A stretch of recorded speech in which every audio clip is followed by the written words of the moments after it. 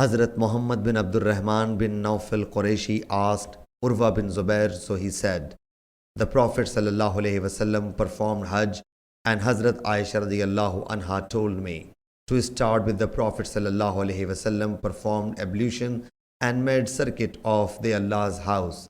Then its pilgrimage was not converted to the Umrah. Then Hazrat Abu Bakr radiallahu anhu performed Hajj, and the first act he performed was the circumambulation of Allah's house.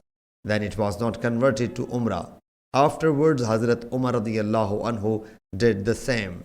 Thereafter, Hazrat Usman radiallahu anhu performed the Hajj. I saw that the first act with which he commenced was the circumambulation of Allah's house. Then the Hajj, was not converted to the Umrah. Then Hazrat Muawiyah and Hazrat Abdullah bin Umar radiallahu anhu performed the circumambulation.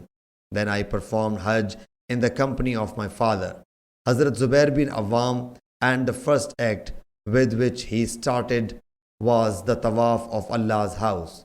Then it was not converted to the Umrah.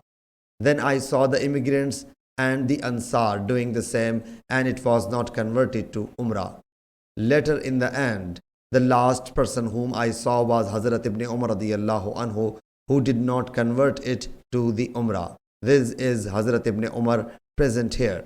The people neither ask him nor observe the action of any predecessors with which action they would start. They would step in Allah's house just to perform the circumambulation of the house, and even then they would not take off the ihram. I witnessed my mother and maternal aunt commencing with nothing except with the circumambulation of the house, and even then they would not take off the ihram. Sahih Bukhari, Hadith number 1641.